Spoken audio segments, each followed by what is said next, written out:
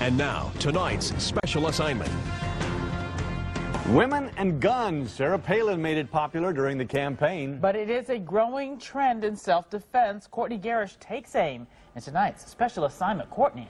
Carol, in many cases, this is about women taking control, not wanting to be the victim. They're ready to learn and ready to use a gun if they have to. This is Nikki Jaminski's hobby. You ready? Okay, big guy. A very different Nikki from what her little patients know at this Brookfield dental office. 1, 2, 3. On the range, Nikki calls herself one tough chick. I was like, wow, this is really empowering. This feels good. A few years ago, she bought a boyfriend shooting lessons for his birthday. He never came back, and I just kept going. Then Nikki bought her own gun. She keeps it under her bed just in case. I know that if somebody walked in, I could take care of myself, or anybody who was in the house at the time. Girls and guns. It's a growing trend at Fletcher Arms in Waukesha. There are more women that are coming in because they're afraid, because of the increase in the violence to women and mugging and that type of thing.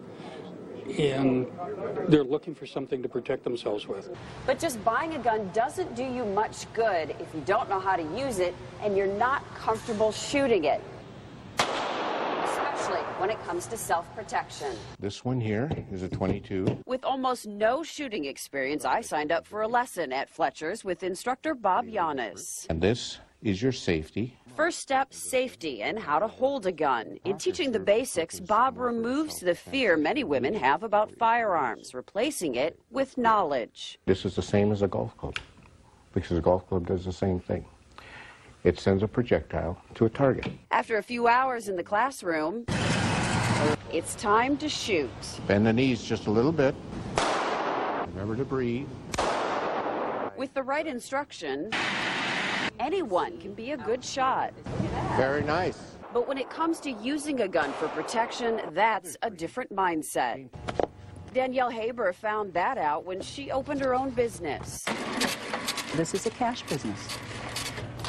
People give us money, and I have to take it to the bank. So her gun is always with her, even though Danielle's an expert shot, note the trophies. Coming to terms with using a gun for protection, if she has to, wasn't an overnight decision. At one point, you thought about transitioning into being able to use a pistol to defend yourself. Right, right. It is not a decision you make without thinking about it a lot. Nikki's first approach to self-defense, she hangs her targets in the garage. So if somebody came over and was thinking about breaking in, they would probably think twice. Two women, both skilled shooters and both determined never to be a victim.